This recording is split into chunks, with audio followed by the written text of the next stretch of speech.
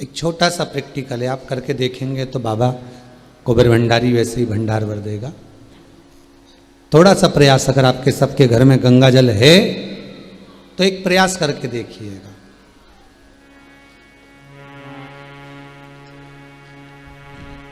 कोई कार्य के लिए आप जा रहे हैं और वो कार्य अटक रहा है, नहीं हो रहा, बहुत प्रयास कर लिया आपने, बहुत दिन से लगे हुए हो कि यह काम होना ही चाहिए, ये काम बहुत जरूरी है और होना ही चाहिए, नहीं हो रहा। एक कटोरी में गंगा का जल निकाल लीजिए महाराज,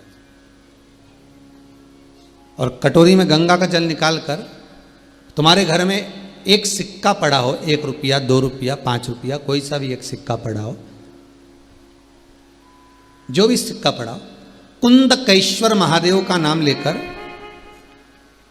जहां परिंडा होता है, पानी का मटका होता है, पितरों का स्थान होता है, हंडा भरते हो, मटका भरते हो, उसके पास में उस कटोरी को रखकर 1 का सिक्का, 2 का सिक्का, 5 का सिक्का, 10 का सिक्का, जो तुम्हारे पास सिक्का पड़ा हो, जो भी तुम्हारे पास पड़ा हो, वो सिक्के को हथेली में लेकर कुंदकेश्वर महादेव का नाम लेकर उस कटोरी में डाल दीजिए और उस जल को नैनों से लगाकर आप काम के लिए निकल जाइए। वो काम आपका सफल होकर ही रहेगा, छूट नहीं सकता।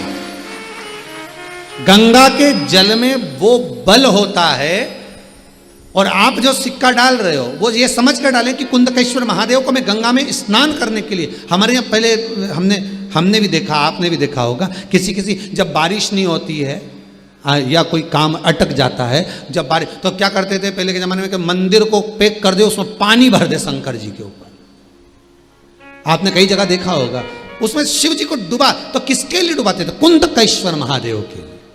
ये नियम है कुंदकेश्वर महादेव का। पर आज के जमाने में तो चंपेश्वर महादेव है तो उनको भी डुबा दे, गुप्तेश्वर महादेव है तो उनको भी डुबा दे।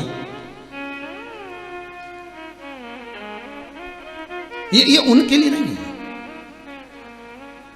कुंदकेश्वर महादेव किनका नाम है? जम के बोलिए, कुंदकेश्वर महादेव। ये कुंदकेश्वर महादेव को उस कटोरी में, उस बाटकी में सिक्के को डाल, और फिर जब आपका काम हो जाए, आप जिससे मिलने गए हो, जिससे काम की बात करने गए और काम हो गया, तो वो जल ले जाकर सिक्के के साथ, सिक्का तो डालो मंदिर में, कहीं दान पेटी आदि में, और वो जल भगवान कुंदकेश्वर के नाम से शिव जी को समर्पित कर दो।